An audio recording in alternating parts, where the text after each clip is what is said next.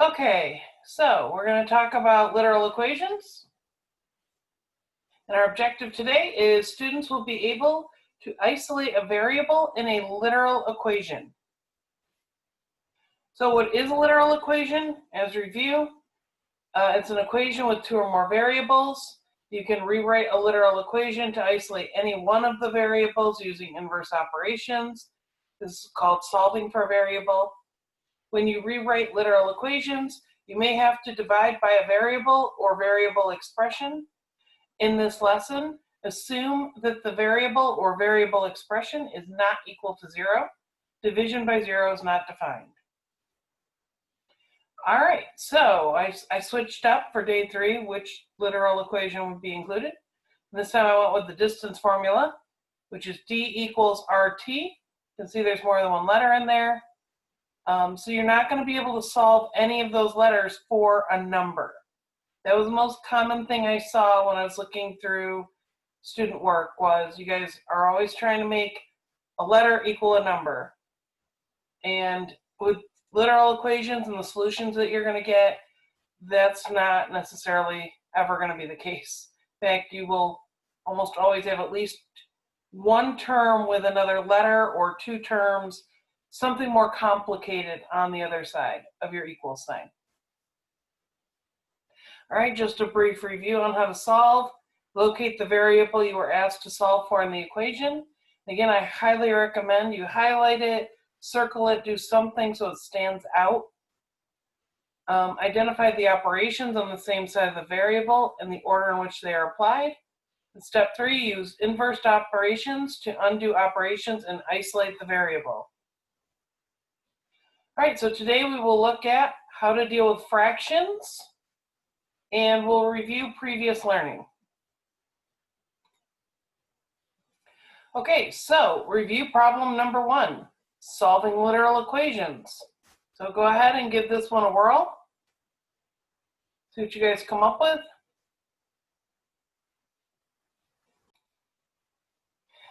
Okay, looking at your guys' answers, I think I'm going to talk about this one. So we have solved 7x minus 8y equals 21 for x. So we want to get this x by itself. All right, and I'm going to draw my line down my equal sign. And I need to look over here and say, what's over here bothering this x? Well, we have a 7 right next to it, so now we're going to multiply. And then we have subtract 8y, so we see a subtraction. So to get rid of multiplication, we're going to divide. Get rid of subtraction, we're going to add. Those are going to be the two operations we need to do. Now remember, we work backwards through the order of operations.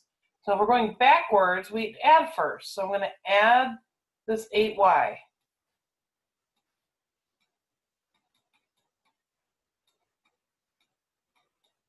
All right, so 7x equals 8y plus 21. Now we would do our division. So we're going to divide by 7. Remember, this whole thing has to be divided by 7.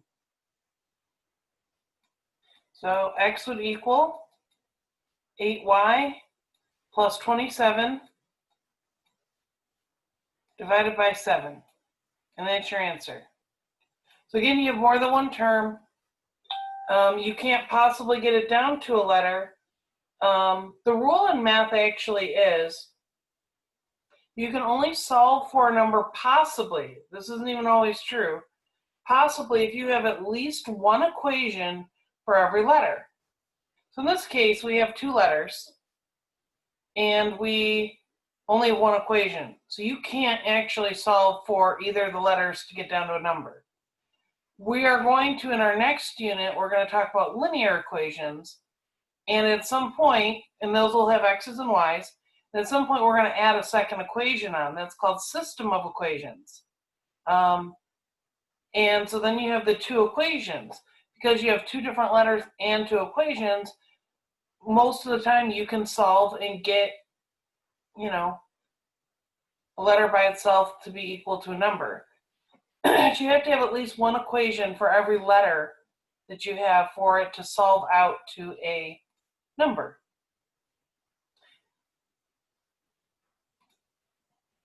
Okay, let's try another one now that I hopefully refreshed your brains a little bit.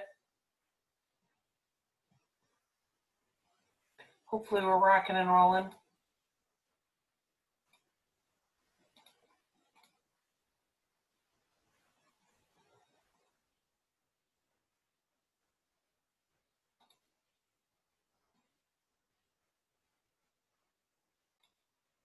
All right, let's take a look at what people did. So this is one of the ones I was talking about. This is perfect, it's beautiful, but what letter was this person supposed to solve for? You're supposed to be solving for y. And they went ahead and got x by itself. Make sure you pay attention to which letter you're getting by itself. So this is beautiful. This is exactly what I'd want to see if you were trying to get x by itself. It's perfect. But we were aiming for y. I'm glad I put a lot of practice problems in here today. Okay, well, they were at least aiming for y, but then they put a y on the other side. Because I have the feeling this is something that we're going to need to keep going over. And you're going to get lots of chances throughout the year. This is a topic that comes back all the time. All right, a little bit simpler one. Go ahead, let's take a couple minutes, see what you guys do with it. So taking a look at what you guys did. So this is good. D equals RT. All right, we want to get T by itself. So I'm not sure where we went on this, but T equals R over D. You're close. All right, so we subtracted, but in this problem we see multiplication. So we don't want to subtract, we want to divide, because dividing is the opposite.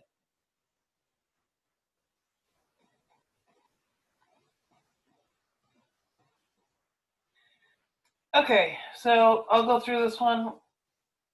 So solve D equals RT for T.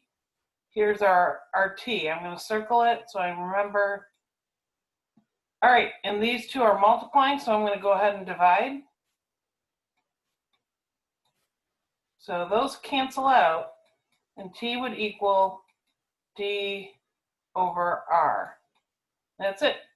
That's the whole problem.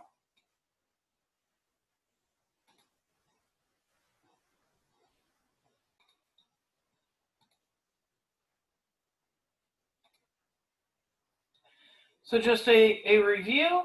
So let's say you have our variable on the bottom of a fraction. Remember, you need to move that so that it's off the bottom. We don't like things to be on the bottom. So we do that by multiplying both sides by that variable, in this case v. Right, so then we get a equals tv. Now we want to get rid of the t on the same side, so we divide by t. So we get a over t equals v, or you can write it v equals a over t. Do the same thing. All right, so you guys give it a whirl. G over R equals W. You're going to solve that for R.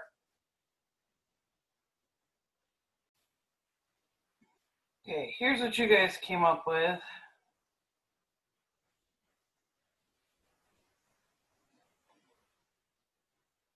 So, wait, R, this one's good. This one in blue is good. Multiplied both sides by W, or I'm sorry, by R. So they ended up getting RW. They don't show all their work, but they end up getting RW, and then they divided by the W. Because this is what you should get at the end. I know the pear deck, the draw is a little awkward, but we're at the point also where I accidentally put in that text one for you guys, and it kind of screwed everybody up. Because you kind of need to be able to, draw things at this point. R equals G over W. Good, good. All right, we're getting somewhere. Awesome. So yeah, I think we went over that sufficiently. All right, and remember our exponents, we talked about this on Thursday. If you have an exponent, you have the t's, this should be a t to the third, but h minus v divided by negative 16, because we're moving everything from this side. There's our variable that we're solving for. Move it over there. And then to get rid of that little 3, we do a cube root.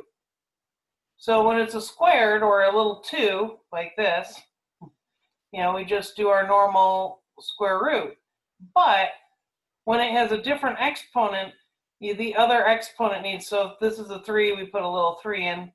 If it was a 4, you could do a 4th root, 5th root, whatever. You will almost never see a problem that looks like that in Algebra 1. I don't think I've ever gone beyond a 3, to be honest. But it's the same idea. No matter what exponent it is, the exponent itself is not as important.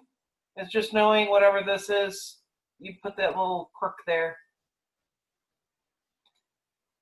All right, and we'll do one exponent question just to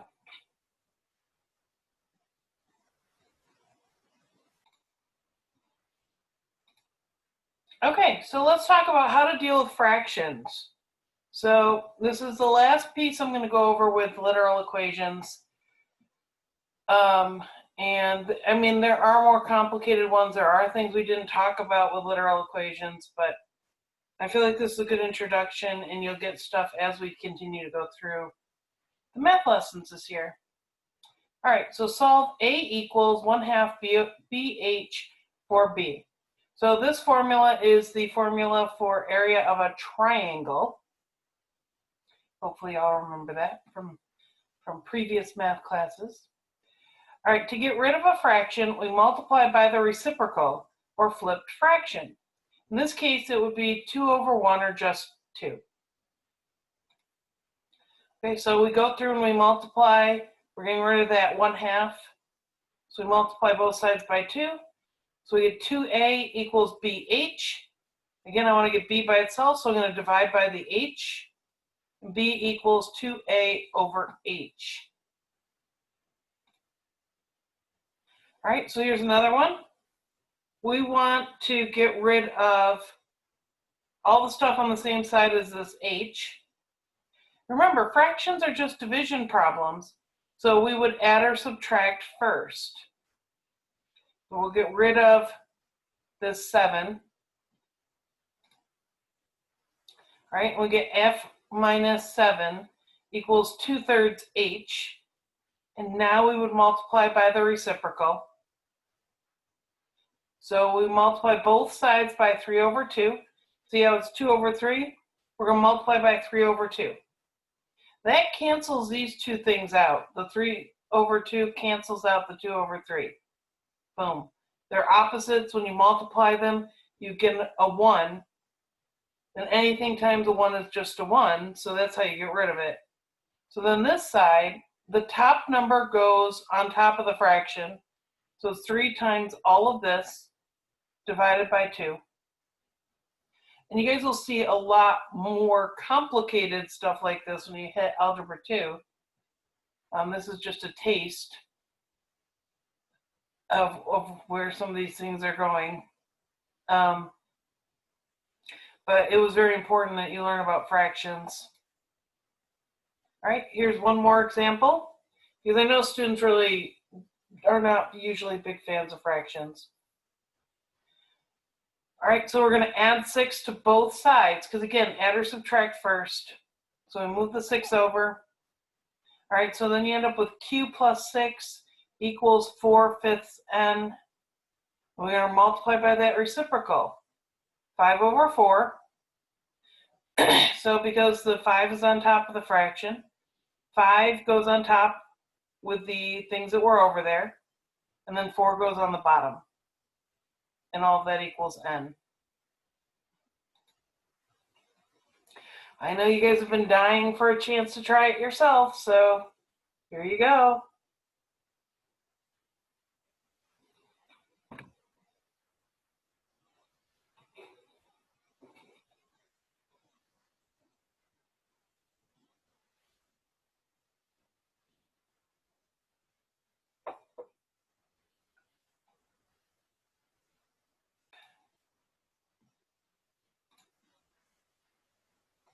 Okay, we're on the right track, it looks like here.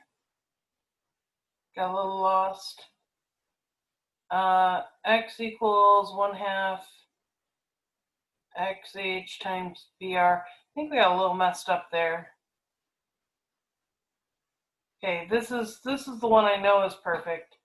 So they multiplied by 2. They did the reciprocal of the fraction, 2/1. They multiplied by 2. So that cancels out. So you're left with xh.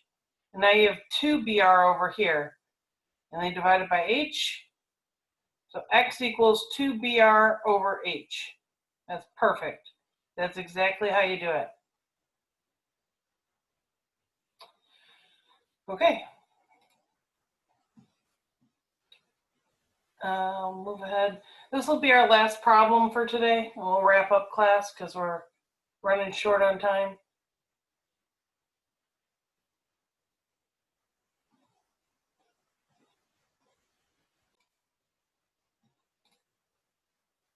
So this one is perfect. Good job, Jesse. So subtract the 4 on both sides. You get 2x equals g minus 4. Divide by 2. X equals g minus 4 over 2. That is perfect. Let's see.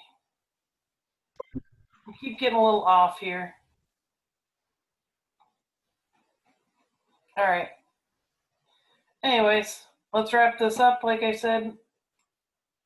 So remember, you want to get one of the variables by itself. I highly recommend that you circle the thing you're solving for, identify the operations that you see, and do those opposite operations. All right, my check-in. How did you feel about today's lesson?